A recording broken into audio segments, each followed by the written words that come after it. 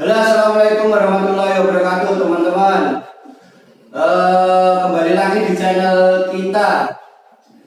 Channel ini bukan bermaksud untuk menggurui atau bagaimana, hanya sedikit berbagi ilmu bagi teman-teman yang mau membuat sablon kaos, istilahnya mau usaha sablon kaos. Jadi skill-skill apa saja dan alat-alat apa saja yang harus digunakan. Tapi sebelum itu saya mau menjelaskan tentang skema bagaimana alur sablon kaos itu berjalan dan alat apa saja yang digunakan. Jadi alurnya seperti ini. Saya buat skema seperti ini. Nanti kita pelajari satu persatu. Untuk itu kita langsung aja. Mari simak satu persatu apa saja yang perlu disiapkan untuk menjadi pengusaha sablon kaos. Ini kita tempelkan di tembok ini ya. Nanti kita zoom biar lebih jelasnya kayak gimana.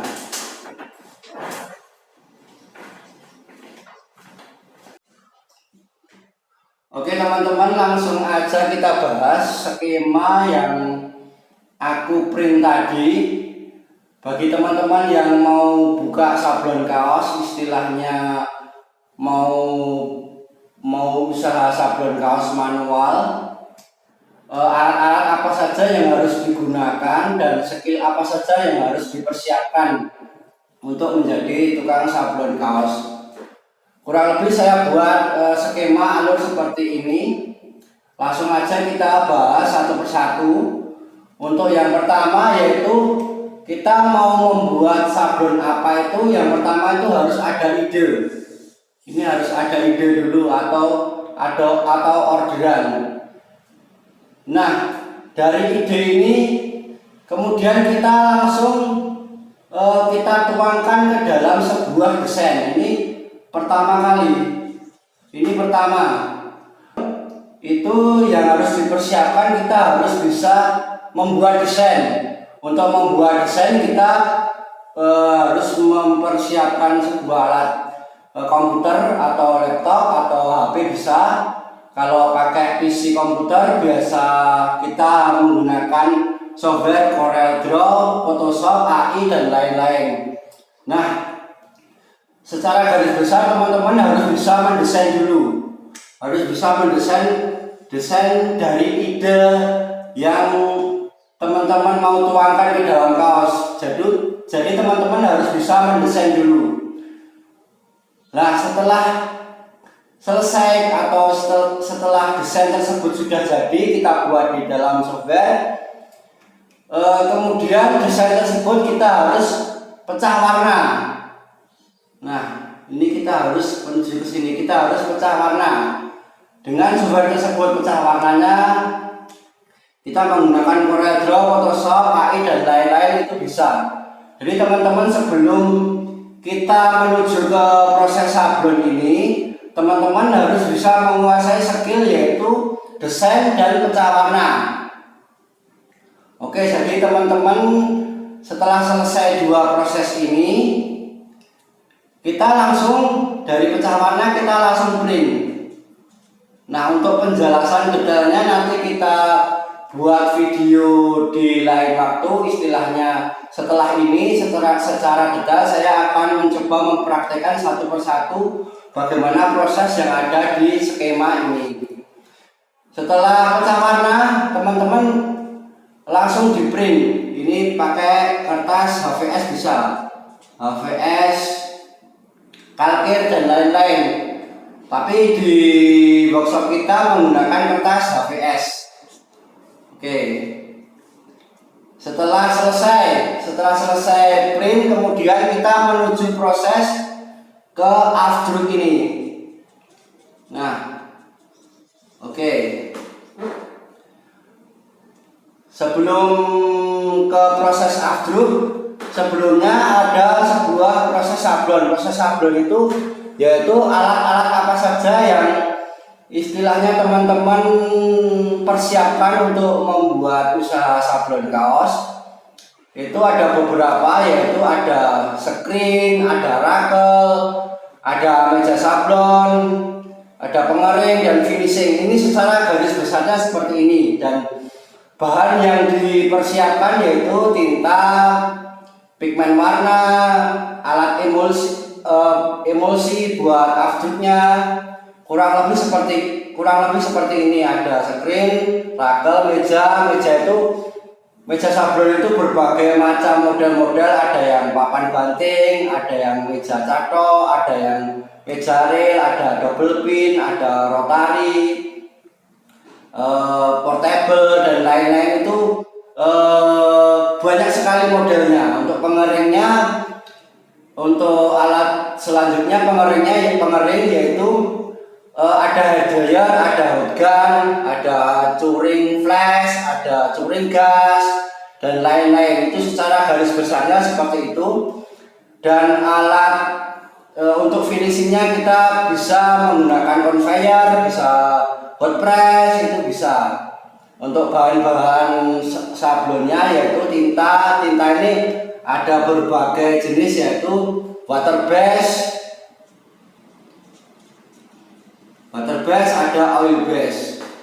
Untuk water base biasa teman-teman yang digunakan yaitu ada rubber, ada medium, tapi untuk oil base biasanya yang digunakan yaitu plastisol.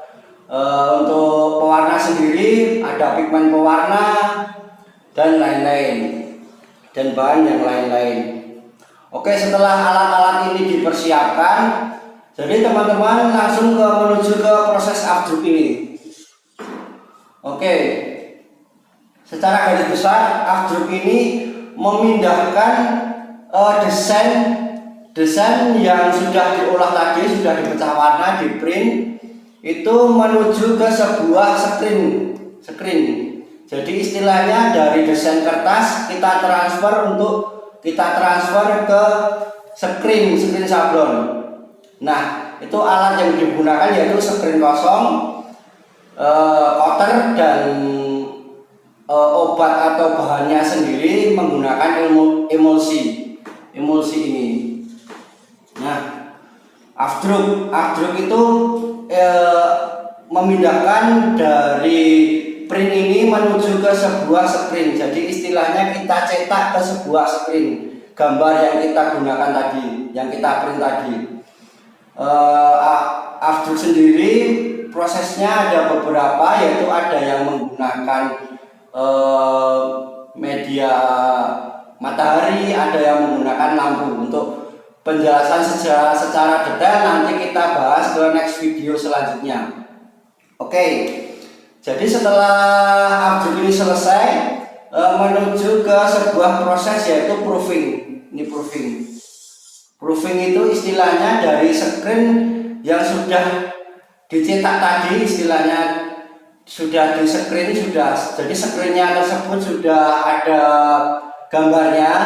Jadi kita langsung menuju ke sebuah proses yaitu proofing. Proofing itu antara lain kita prosesnya yaitu setting screen, terusan mixing tinta, kita coba.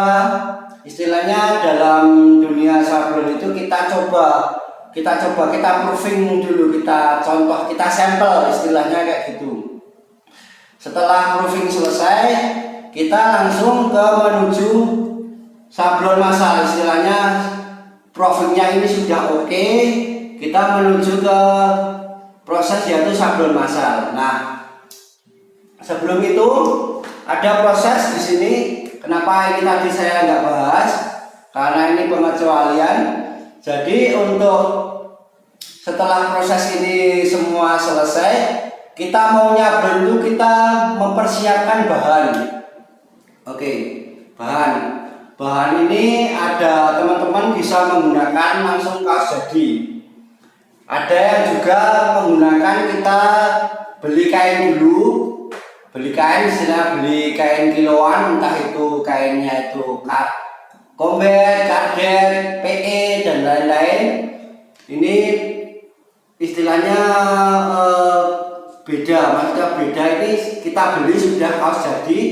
Kalau sudah kaos jadi, kita langsung menuju ke proses sablon massal ini langsung bisa, istilahnya kita nyablon kaos jadi. Tapi sebelumnya ada, kalau kita menggunakan proses yaitu menggunakan kain kiloan. Kita beli kain kiloan dulu, kemudian ada proses potong kain. Kita pola dulu kain tersebut, ukuran dari customer yang diminta itu apa aja, jadi kita potong dulu. Nah, ini setelah potong selesai, jadi ukuran atau orderannya tersebut sudah dari kain sudah kita potong. Dari kita potong ini boleh ada yang teman-teman biasa langsung sablon, jadi kita nyablon potongan. Jadi dari potongan ini kita langsung menuju ke sablon massal karena proofingnya ini tadi sudah oke. Jadi potongan kain ini kita langsung sablon. Jadi kita nyablon ke kain potongan. Setelah selesai sablon massalnya, kemudian barulah kita jahit. Nah, kita jahit. Ada juga teman-teman yang dari potongan ini kita jahit dulu. Kita jahit. Setelah selesai jadi kaos jadi, kemudian baru setelah dari jahit ini, setelah dari proses jahit ini, barulah jadi kaos jadi. Jadi ini bisa kita bisa nyablon potongan dulu. Dari potongan bisa kita jahit dulu, baru kita sablon. Jadi di sini kita fleksibel kita mau nyablon potongan, kita mau dari kain potong jahit, baru kita sablon. Itu istilahnya seperti itu. Jadi teman-teman bisa menggunakan media bahan kaos jadi, atau dari kain kita potong kita sablon dulu, atau enggak dari kain kita potong kita jahit kemudian kita sablon dulu. Setelah selesai baru kita menuju proses ke packing. Ini packing ini kita packing istilah sablon sudah selesai, sudah jadi kaos, kita packing, kita finishing, kita packing lah di plastik-plastik, kemudian barulah orderan itu selesai atau finish. Kurang lebih skema alurnya seperti ini. Jadi teman-teman bila mau usaha sablon kaos itu apa aja yang harus dipersiapkan atau prosesnya kayak gimana, jadi kurang lebih garis besarnya seperti ini. Jadi ini cuma garis besar. Jadi teman-teman harus istilahnya siap secara mental, melewati proses-proses bagaimana sablon kaos itu berjalan dengan baik. Jadi teman-teman harus mempersiapkan skill yaitu desain, pecah warna, kemudian print. Kalau belum punya print, kita printkan keluar, maksudnya ke percetakan, kita print. Setelah kita print, kita mempersiapkan alat-alat, rakel, sprint dan lain-lain, obat-obatnya harus dipersiapkan. Setelah dipersiapkan barulah kita afdruk, memindahkan print ini ke sprint. Kemudian setelah selesai kita proofing. Setelah proofing barulah kita sablon massal.